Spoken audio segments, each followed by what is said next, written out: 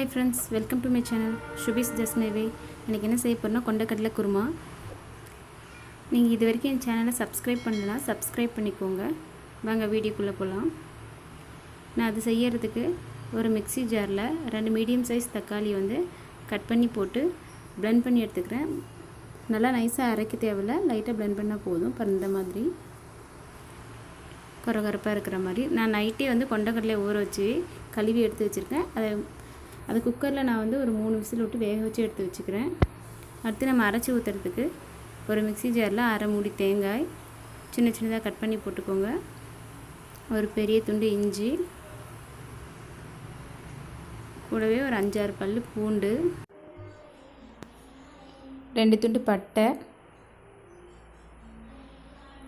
3 லவங்கம், ஒரு 10 மிளகு,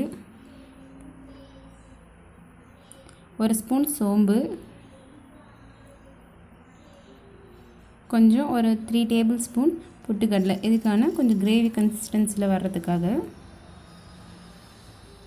இதுலனா இங்கே வந்து முந்திரி அந்த மாதிரி கூட சேர்த்து அரைச்சிக்கலாம். இது எல்லாத்தையும் சேர்த்து அரைச்சி எடுத்து வச்சுக்கிறேன். பாருங்கள், அரைச்சி வச்சுட்டேன். இப்போ நம்ம குருமா வைக்கிறது எப்படின்னு பார்க்கலாங்க. நான் அதுக்கு ஒரு பேனில் எண்ணெய் கொஞ்சம் ஊற்றிக்கிறேன்.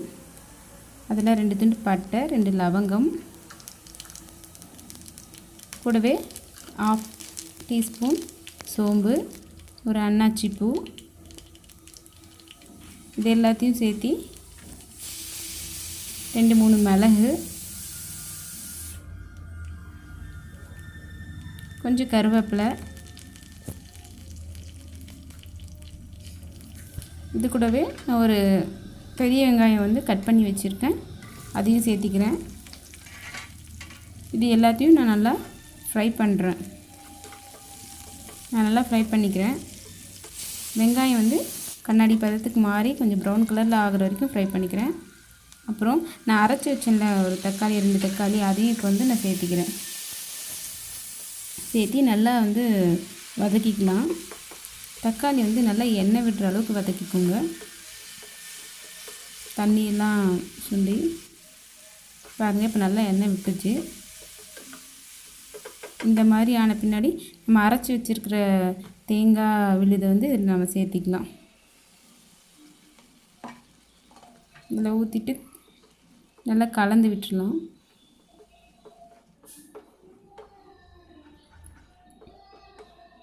நல்லா மிக்ஸ் பண்ணி விட்டுடலாம்.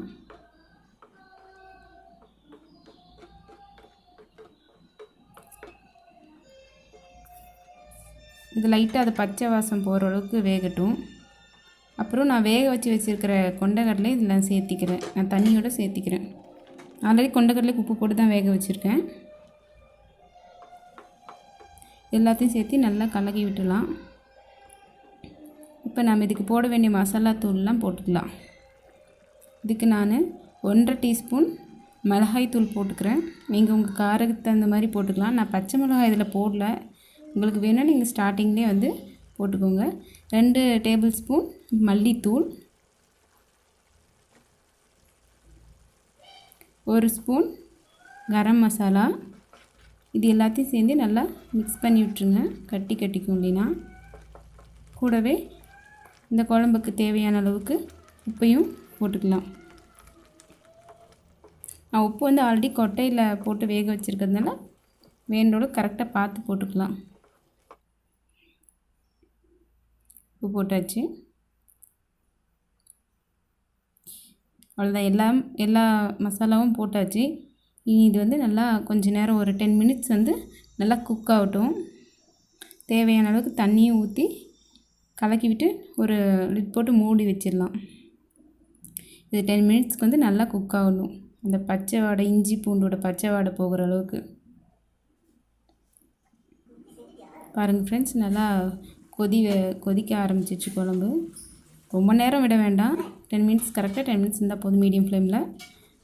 அவ்வளோதான், ரெடி ஆயிடுச்சு. பாருங்கள் ஃப்ரெண்ட்ஸ், கொண்டக்கடலை குருமா சூப்பராக ரெடி ஆயிடுச்சு. உங்களுக்கு இந்த வீடியோ பிடிச்சிருந்தா என்னோடய சேனலுக்கு சப்ஸ்கிரைப் பண்ணுங்கள், லைக் பண்ணுங்கள், ஷேர் பண்ணுங்கள். பக்கத்தில் இருக்கிற பெல் பட்டனை கிளிக் பண்ணிக்கோங்க. அப்போ தான் நான் ஃபர்தராக போடுற நோட்டிஃபிகேஷன் உங்களுக்கு வரும். Thank you friends.